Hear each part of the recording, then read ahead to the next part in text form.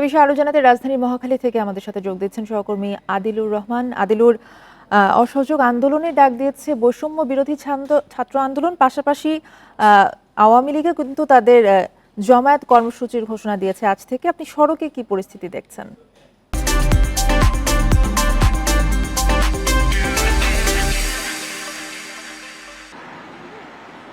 দেখুন, আজকে কিন্তু আসলে বৈষম্য বিরোধী ছাত্র আন্দোলন যেমন তাদের কর্মসূচি দিয়েছে, অন্যদিকে আওয়ামী লীগও কর্মসূচি দিয়েছে।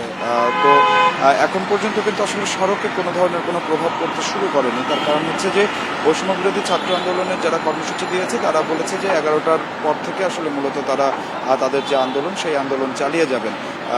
তো যে কারণে আসলে আমরা সড়কের পরিস্থিতি সকালবেলা থেকেই আসলে অন্যান্য দিনের যে স্বাভাবিক পরিস্থিতি সেটি আসলে দেখতে পাচ্ছি। আপনি জানেন যে আজকে সপ্তাহের প্রথম আসলে কর্মদিবস।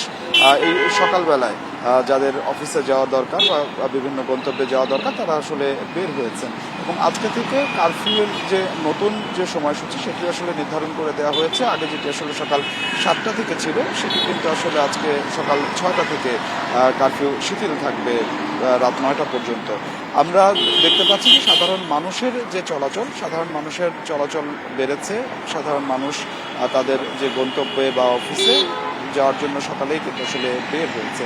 এই যে আন্দোলনের প্রভাবে কিন্তু আসলে আজকে রাজধানীতে সকালবেলায় আমরা কোনো ধরনের কোনো প্রভাব কিন্তু আসলে খুব একটা দেখতে পাচ্ছি না।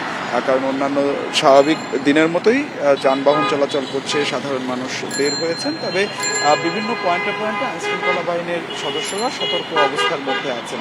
আমরা আইনশৃঙ্খলা বাহিনীর সদস্যদের সঙ্গে যখন আসলে কথা বলছিলাম তারা যেটি আসলে বলছেন যে যেহেতু আসলে আন্দোলনের ডাক দেওয়া হয়েছে, আপনি জানেন যে গত কয়েকদিন আগেও এই আন্দোলনের নামে সহিংসতা হয়েছে, রাষ্ট্রীয় সম্পদের ক্ষতি করা হয়েছে।